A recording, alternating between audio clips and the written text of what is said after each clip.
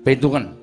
Wong urip ki tanpa pawitan. Mulane sing nyebutake wong urip ki dagang tuna ndum bathi. Nek bathi-bathine sapa sing didum, nek tuna sing dibakul apa? Wong urip tanpa pawitan. Kowe mbiyen urip ora njaluk, ora ngemis, ora utang lan sak piturute ming sak derma nglakoni uripe. Mongko jarene wong tuwa, jarene piyai sepuh biyen saben bayi cenger saka guwa garbaning ibu kuwi wis tinulis ana bathuke kodrate uripe kepiye.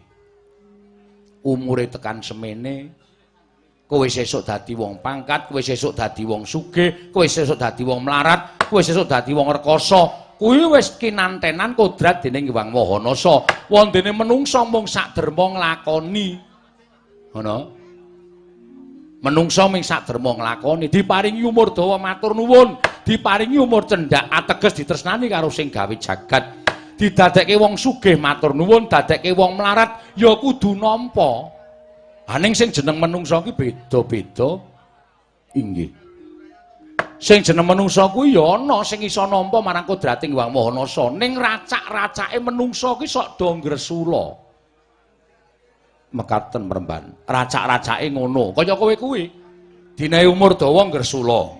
Semono uga wong-wong sing dinae dhuwit akeh, duwe branda donya sing akeh, diparingi derajat pangkat sing dhuwur, kadangkala malah sok lali ngucap syukur karo sing gawe jagat.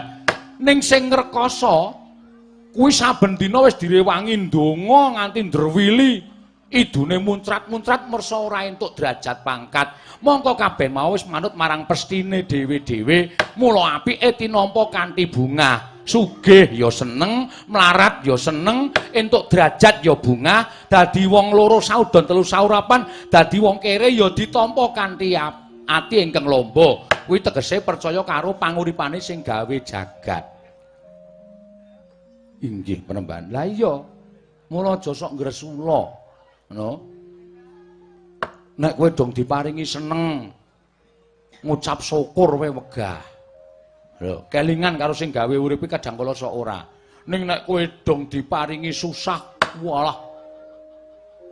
Sapa tempat pangibadahan nglendung nganti ya Allah.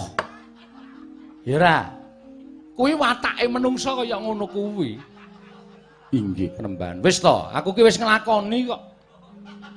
Jaman aku rung dadi pendhita kae iki uripku kedungsang-dungsang mergo aku nggagas karo nalarku jaman aku isih rekoso mbiyen ki nganti leku ndonga ki saben bengi dadekno wong sing duwe derajat, dadekno sing wong duwe pangkat. Inggih.